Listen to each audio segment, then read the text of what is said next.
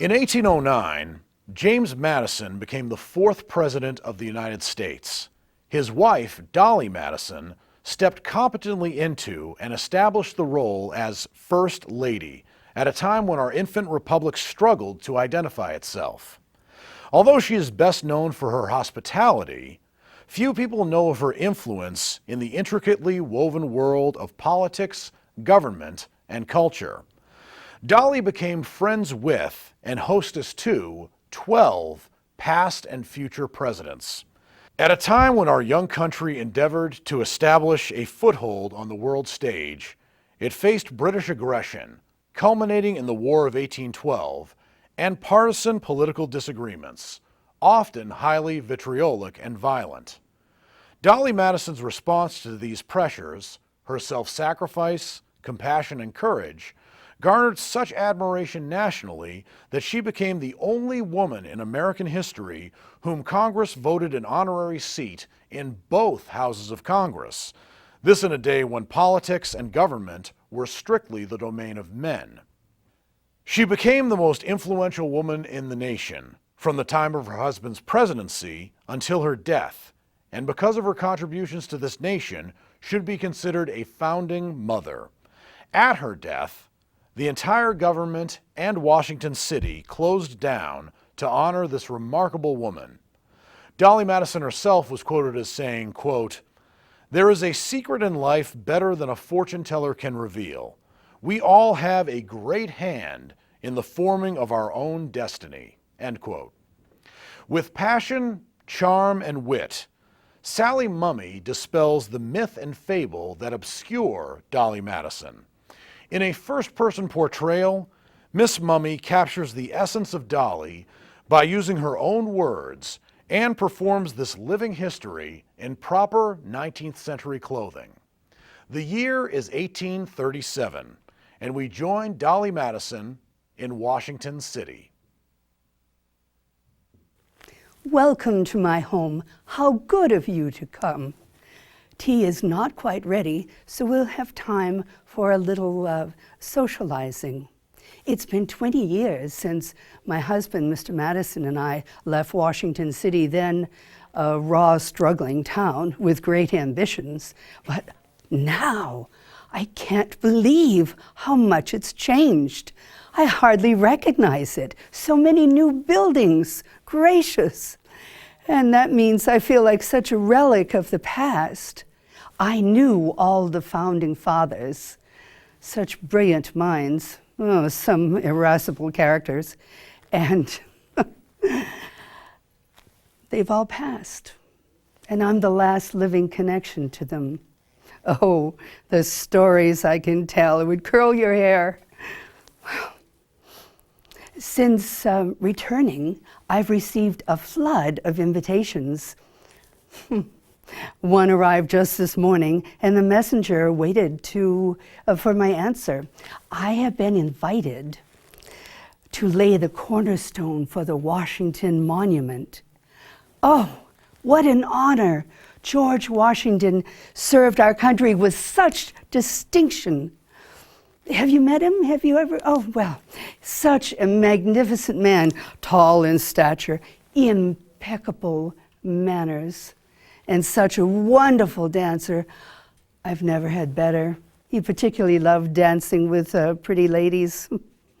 But did you know that he was constantly in pain with all that he has accomplished, constantly in pain, and had to use laudanum quite frequently because of his teeth? It's true. He told me that he was sickly when he was young, and he was repeatedly given mercury oxide, and they believe that that's what caused him to lose his teeth. The poor man, he was 21 years old and had one tooth left. I've seen a pair of his false teeth, quite by accident. I shouldn't have seen them, but they're either elephant or hippopotamus carved from that, and then tiny, tiny little gold, I can't tell you, little gold springs, because when I looked at them, they were smiling at me, so I smiled. Wow. In I was just 15 years of age when my father, John Payne, moved our family to Philadelphia, then the capital of this great nation. He did so to deepen his religious beliefs with the Society of Friends, but he sold the plantation, freed all of his slaves, and the difference in living in Philadelphia, the largest of our nation, with cobblestone streets and so many brick buildings and the stores, just to look in the shop windows. Of course, being a Quaker, I dress very modestly and plainly. The great, but I can still look and see what other vanities women are wearing. But the great disadvantage of living in Philadelphia is being under the constant watch of the Quaker matrons. Apparently, the cut of my dress, the way I wear my cap, causes great offense, and the women are constantly trying to stamp me in their own image.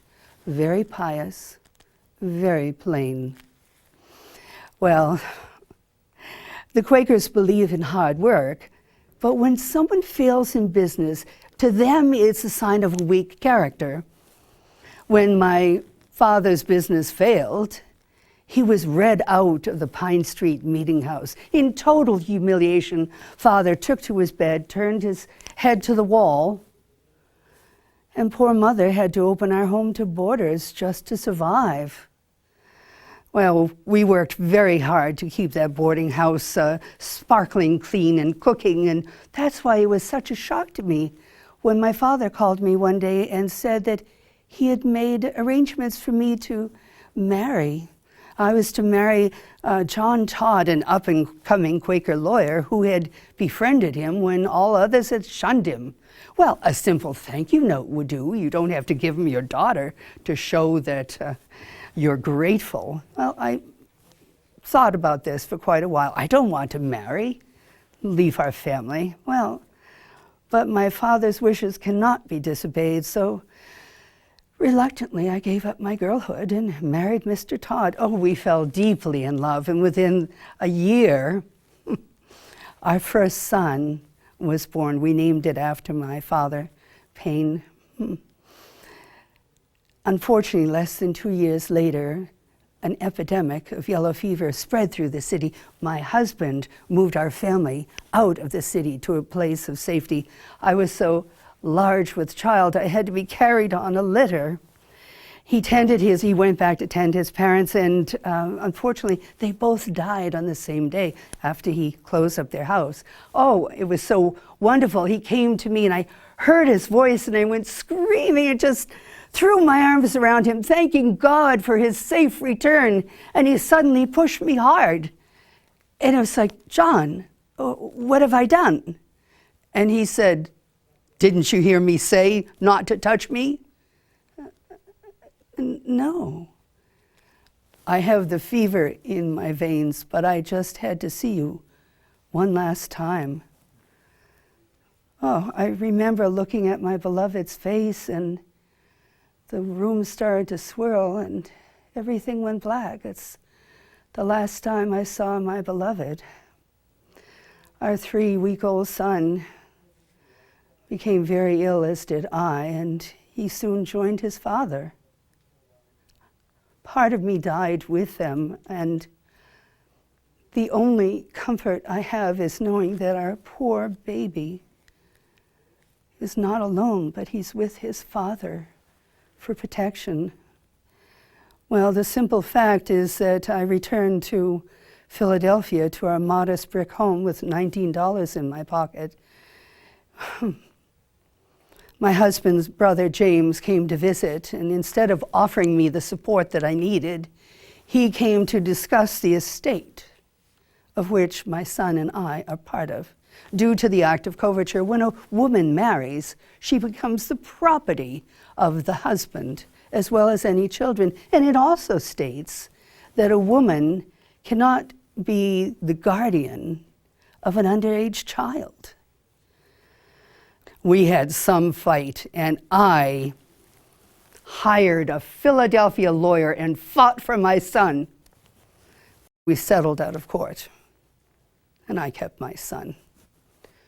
The truth of the matter is, as a widow, I need a husband.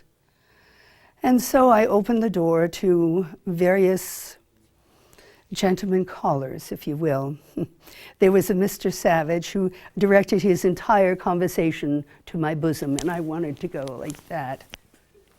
And then there was, well, a pig farmer who announced his presence without even opening the door.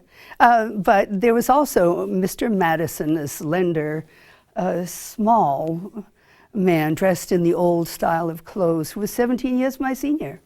In the midst of me deciding my future, suddenly I received a note from Mrs. Washington, who wanted to see me for tea. And when the servant left, she said, "Dolly, is it true? I understand from a very reliable source that Mr. Madison has fallen head over heels in love with you, that confirmed bachelor. Who would have thought?" Now, my husband and I certainly hardly agree. Tell me, are you engaged? My face must have been burning. It was so hot when I said no. He hadn't proposed yet. Well, I've always wondered the timing of this, if Mrs. Washington didn't have him for tea, because less than a week later he proposed and said that he would only marry for love. Well, I didn't have that luxury. But he said that he was engaged to a young woman before who sent him a note. She broke off the engagement, sealing it with rye dough, a symbol that her feelings had soured, and that he had not paid any attention to my gender, except when he looked at me, he fell in love. And would I be his wife? He was trembling at the prospect. For some reason, I just couldn't help but thinking of a small Mexican Chihuahua dog. To my surprise, we were married 4 months later. Of course, I was still in mourning for my husband and son dead just these 8 months. But as he is from a very, very wealthy Virginia family, very old stock, I knew that he would provide for my husband, for my son and I. And as he was not a Quaker, I was read out of the Pine Street Meeting House, getting to be a family tradition. And of course, released from the restrictive dress and habits from the Quakers. Now I can dress in the latest fashions, and with my husband's blessings, I shop frequently. Thank you, Mr. Madison. I was not born with a silver spoon in my mouth, but I got here as soon as I could. 7 years later, Thomas Jefferson was elected president and named my husband as Secretary of State. Well, now the capital was in Washington City, and when we arrived in the year of our Lord, 1802, there was a raw slash of landscape. There was one major ruddy road, and just so muddy, and it was just awful. And there was the Capitol and the President's Mansion on it. Aside from a scattering of residential homes, a church, and that was about it. There was really nothing to recommend it to visitors. Oh, there was a swamp, which excellent partridge shooting. One of the amazing things that my husband did was he negotiated the purchase for the Louisiana Territory. It's true. It's the original land grant, which I saw, granted land from England only to the Mississippi River. Now, France claims 828,000 square miles west of the Mississippi, and we're willing to sell it for $15 million. What a bargain. So, with that, of course, Napoleon was fighting just about everyone in Europe and needed the money. With that, we doubled the size of our country, removed the French from our doorstep, and opened land to westward expansion. Now, Thomas Jefferson had decided that he wanted Lewis and Clark to do an expedition just to map the country that we just bought, the land that we bought. And, well, Congress did not allocate enough money. And when my husband told me that, I put a notice in the newspaper and started gathering money from private sources. Private citizens made up the shortfall of their tight-fisted Congress. Can you believe that? Mr. Lewis, one of our friends, came and thanked me specifically. How kind of him. After serving as Secretary of State for 8 years, my husband was elected president. Now it was my turn to set to right things I thought needed to be done. I wanted to have my husband's term run as smoothly as possible. And Miss Charles Pinckney, who ran against my husband, said he was defeated by both Mr. and Mrs. Madison, and he might have had a better chance if he faced my husband alone. Well, up until this time, presidents were content that the presidential mansion, then private residence, was impressive from the outside, but they left the inside desolate. It is my idea that the presidential mansion should be the center of political power, but also of cultural and social gatherings, that it should be decorated in an elegant manner, not just higgledy-piggledy with leftover furniture from Monticello, and open to the public. Congress allocated some funds, and I spent every penny of it. Now it looks much better. I also set about ending the bitter struggles between the two parties, the Federalists and the Democratic Republicans. Can you imagine that although we have a framework for our government, it is hardly functioning because of the bitter feelings? Each feels that the other is a traitor to our young country. There are fisticuffs, brawls, and challenges to duels on the floor of the Congress. Imagine, to his dying day, my husband, actually believed that this Republican experiment might actually fail. Well, I started to entertain the political parties together. I also threw open the doors to the executive mansion every Wednesday evening, inviting both parties and anyone else actually who was in town that wanted to stop by. I introduced them to people who could be of mutual benefit, and soon I found that my husband said that the government was running much better due to the mutual understanding of the two parties. I also saw that there was poor and needy in the city that needed to be taken care of. So I put a notice in the newspaper inviting all ladies who wanted to join me to come and help establish some charities.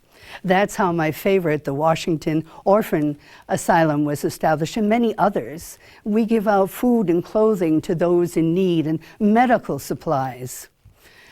I'm happy to say that the charities are still functioning. Oh, I have to tell you, we entertain a lot of foreign dignitaries, and this one, the Tunisian minister, came and presented me with a saber, saying that the Bedouin women of his country have dances balancing them, showing that they are carrying on the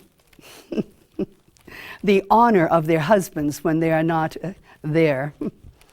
What a useful gift. Also, my husband faced the most difficult decision any president could face. In fact, it ended up costing thousands of lives. It's true. We have been trying to stay neutral between the French and the British, who have been fighting for years, but Britain wanted us to support them. Well, they started to put pressure and they kidnapped some of our American sailors and pressed them into their navy to fight Napoleon, never to be seen again. Well, that didn't work, so then they started to haul our merchant vessels aside and loot them. on the 12th day of June, in the year of our Lord, 1812, my husband declared war on the most powerful nation on the earth. What an outcry of people against my husband. Oh, gracious. They called it Mr. Madison's War, and many refused to fight. But there was no way to defend our country, to say nothing of our honor from the British aggression, really. Well, initially, our tiny navy of 20 ships had spectacular success. The U.S. Constitution made many conquests. In fact, it earned the sobriquet Old Ironsides because of the way there was double oak in the sides of the ship. And also, Captain Decatur of the U.S. Constitution, he captured the frigate Macedonia and cut that flag and sent the captured British flag to Washington City, to Tomlinson's, where we were all gathered celebrating. Suddenly the ballroom doors opened, and there marched the sailors carrying the captured British flag. They marched around the room, knelt, and placed it at my feet. I will never forget that honor, that moment. It just, the room was wild with cheers and the honor they bestowed upon me. Unfortunately, we do not have a standing army. We have militia that we gather from the States. And really, the militia gather once a month or so, and they all march around for a bit and then get drunk. This is what we are fighting with against Britain. Well,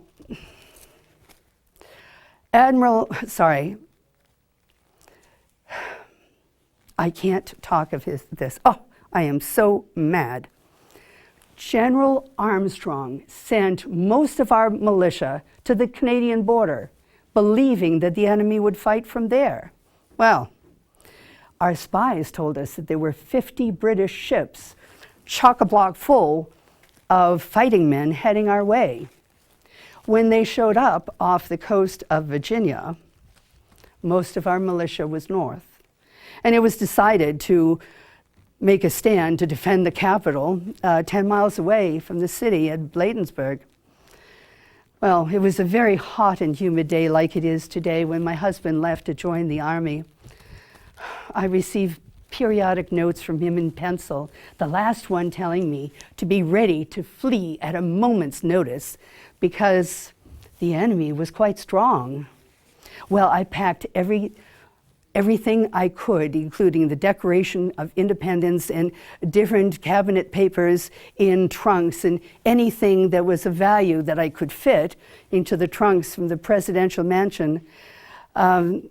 Unfortunately, I could only pack a few of our clothes and a small clock and a few volumes of books because people had left in droves and there was not a wagon to be had for love nor money, so whatever I could fit in the trunks was what came with me. Now, I was supposed to stay at the Carroll's house that evening, and when suddenly there was a messenger that came galloping through. The horse was a lather. He was covered in dust and saying, "Clear out! Clear out! General Armstrong has ordered a retreat! Clear out!" Dear God. Well, Mr. Carroll had arrived to try and hasten me. He told me that the enemy was already in the city. "Make haste, madam! Make haste!" Well, he became very angry when I wouldn't leave until the painting of George Washington was taken down. If he had spent less time shouting and more time helping me, it would have been better. As we were leaving, of course, we saw our city was already burning. Had the British marched directly to the executive mansion, they would have captured me as they threatened to do. Instead, they first started at the Capitol and then the Library of Congress, and everything was torched. They arrived at the presidential mansion and ransacked it, took whatever they wanted as souvenirs, and burnt everything else that I couldn't save. I didn't sleep that night. I stayed in my clothes. I was afraid that I might still be captured. And I was so worried about my husband. The next day, the British continued their burning, and all of a sudden a great storm came up, and it lasted for 2 hours. Now, just before this, I was traveling to Wiley's Tavern, where we had agreed to meet, my husband and I, if we got separated. And I just got inside the door when suddenly the heavens broke loose. Well, I was fortunate to get a room, and as I was walking up the stairs, the owner of the place said, "Mrs. Madison, is that you? Well, you come down here, because my husband is out there fighting with yours, and damn it, you won't stay in my house." Suddenly, a bolt of lightning hit a tree nearby, and she changed her mind. Oh, thank heavens. When my husband joined me that evening, we clung to each other. I was so grateful that he had survived. He had told me that he and just about all of his cabinet had just about been captured by the British. Thank God he was safe. Well, the British may have thought that they had whooped us. They didn't. In fact, what they did by burning our capital, they united our country. Many didn't want to fight Mr. Madison's war, but to burn our capital, well, that's a different story. So when the British, as they went looting down the coast but couldn't take Fort McHenry or Baltimore, they stopped outside of New Orleans with the idea of attacking New Orleans, capturing it, and controlling the Mississippi. When they went up against Andrew Jackson and our fighting men, they were roundly whipped, and the British sued for peace. The British treated us with respect. They never made a move against us, and basically we won the Second War of Independence, and my husband was a hero. Well, we had one more battle to fight. If you had been in Washington City and seen the destruction and devastation, many wanted to leave. Our poor presidential mansion, although it was burned out entirely, the blocks, the sandstone blocks, still were standing, although cracked, but still standing. So we had it painted white so it didn't look so desolate. Now we have a White House. Initially, Congress, in a straw vote, said that they had decided, most of them had decided to abandon it. Abandon Washington City, go back to Philadelphia. Well, I spoke to everyone I could and said that if we abandon Washington City, the British will have won. And our founding fathers decided that the capital should be here in Washington City, and here it should stay. Well, the final vote was taken by Congress, and by a very slim majority, it was voted that we will rebuild Washington City. So here we've come full circle. This beautiful city represents our triumphant republic and all who have sacrificed for her. But heavens, I'm just chatting like a magpie. You must be very parched by now. Please, let us go in for tea. It must be ready. And I can't wait to hear your stories. Bon appetit.